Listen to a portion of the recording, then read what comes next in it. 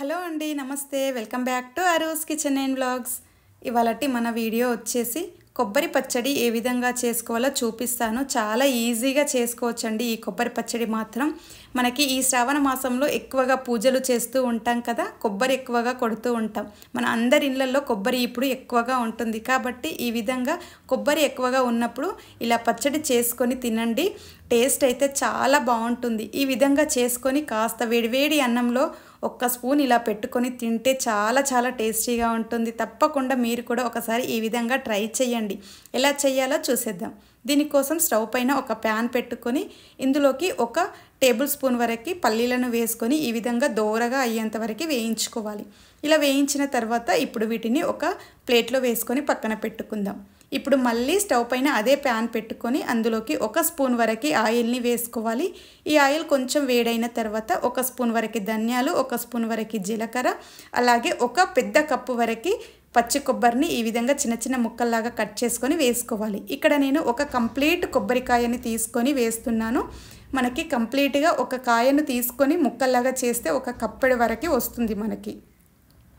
చూసారు కదా, ఈ విధంగా చిన్న చిన్న ముక్కల్లాగా కట్ చేసుకొని వేయించుకోవాలి. ఇక్కడ మనకి బ్రౌన్ కలర్ ఉంటుంది కదా, దానిని ఇష్టం లేని వాళ్ళు తీసేసుకొని అయినా చేసుకోవచ్చు, అలాగే ఉంచుకున్నా కానీ పర్వాలేదు.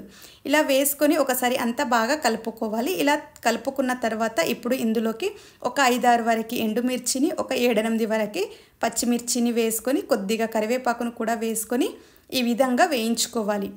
ఇక్కడ మనం మొత్తం ఎండుమిర్చితో అయినా చేసుకోవచ్చు, లేదా కొంచెం పచ్చిమిర్చి ఎండుమిర్చి అయినా వేసుకోవచ్చు, లేదా మొత్తం పచ్చిమిర్చి ఎండుమిర్చి ఏదైనా ఒకటి వేసుకొని అయినా చేసుకోవచ్చు. నేనైతే కొంచెం అది కొంచెం ఇది వేసుకొని చేస్తున్నాను.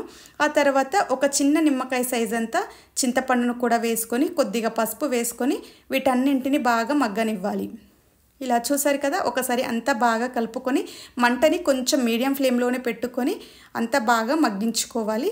ఇవన్నింటినీ బాగా మగ్గేంత వరకు ఉంచుకోవాలి. చూసారు కదా, ఇప్పుడు ఇవన్నీ బాగా మగ్గిపోయాయి. ఇప్పుడు స్టవ్ అనేది ఆఫ్ చేసుకొని పక్కన పెట్టుకుందాం. ఇవి కొంచెం చల్లారనివ్వాలి. ఇది కొంచెం చల్లారిన తర్వాత ఇప్పుడు దీనిని మనం మిక్సీ చేసుకోవాలి.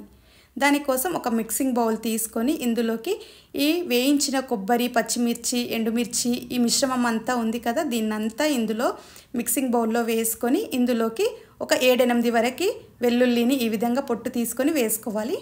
ఆ తర్వాత మనం ముందుగా వేయించిన పల్లీలు ఉన్నాయి కదా, వాటిని కూడా వేసుకొని ఇందులోకి తగినంత ఉప్పును వేసుకోవాలి. ఇక్కడ నేను దొడ్డుప్పు వేసుకున్నాను, 1 స్పూన్ వరకు దొడ్డుప్పు వేసుకున్నాను. మనం సన్నుప్పు కనుక వేసుకున్నట్లయితే కొంచెం తగ్గించుకొని వేసుకోవాలి. ఆ తర్వాత కొంచెం వాటర్ని వేసుకొని మూత పెట్టి మనం మిక్సీ అనేది చేసుకోవాలి. ఇక్కడ మనం మిక్సీ చేసేటప్పుడు కొంచెం వాటర్ని చూసుకుంటూ అడ్జస్ట్ చేసుకొని ఈ విధంగా వచ్చే విధంగా మిక్సీ అనేది చేసుకోవాలి. మధ్య మధ్యలో కొంచెం వాటర్ ఏమైనా అవసరం ఉంటే కొద్దిగా వేసుకోవాలి. వాటర్ అనేది ఎక్కువగా వేసుకొని లూజ్గా చేయకూడదు. మనకి పచ్చడి అనేది ఈ విధంగానే ఉండాలి. చూసారు కదా, ఈ విధంగా ఉంటే సరిపోతుంది మనకి. ఇలా ఫైన్గా మిక్సీ చేసిన తర్వాత ఇప్పుడు దీనిని డైరెక్ట్గా ఇలా అయినా తినొచ్చు మనం. టేస్ట్ చాలా బాగుంటుంది. పోపు కావాలి అనుకునే వాళ్ళు పోపు వేసుకోవచ్చు, పోపు అవసరం లేదు అనుకునే వాళ్ళు ఇలాగే డైరెక్ట్గా తిన్నా కానీ చాలా బాగుంటుంది.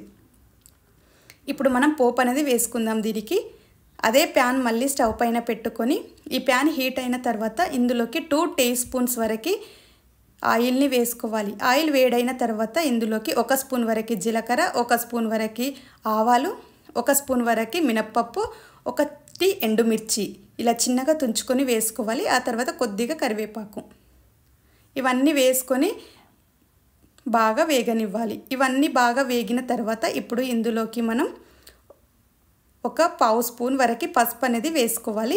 ఇలా పసుపు వేసుకొని అంతా బాగా కలుపుకోవాలి. ఈ పోపు అంతా బాగా వేగిన తర్వాత ఇప్పుడు ఇందులోకి మనం మిక్సీ పట్టుకున్న ఈ కొబ్బరి పేస్ట్ ఉంది కదా, దీనిని అంతా ఇందులో వేసుకోవాలి. ఈ విధంగా కొబ్బరి అంతా ఇందులో వేసుకొని అంతా బాగా కలుపుకోవాలి. ఇలా కొబ్బరి అంతా ఇందులో వేసుకున్న తర్వాత అంతా బాగా ఈ పోపుకి పట్టే విధంగా కలుపుకోవాలి. ఈ విధంగా పోపుకి అంతా బాగా పట్టుకున్న తర్వాత ఇప్పుడు స్టవ్ని మనం మీడియం ఫ్లేమ్లో అయినా సిమ్లో అయినా పెట్టుకొని అంతా బాగా కలుపుకోవాలి. ఇలా కలుపుకున్న తర్వాత ఇప్పుడు ఇందులో ఫైనల్గా కొంచెం ఇంగువ వేసుకొని అంతా బాగా కలుపుకున్నామంటే మనకి ఈ ఇంగువ ఫ్లేవర్ అనేది చాలా బాగుంటుంది ఈ కొబ్బరి పచ్చళ్ళలో.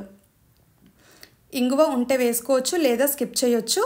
కానీ వేస్తే మాత్రం టేస్ట్ చాలా బాగుంటుంది. ఇలా అంతా బాగా కలుపుకున్న తర్వాత స్టవ్ అనేది ఆఫ్ చేసుకోవాలి.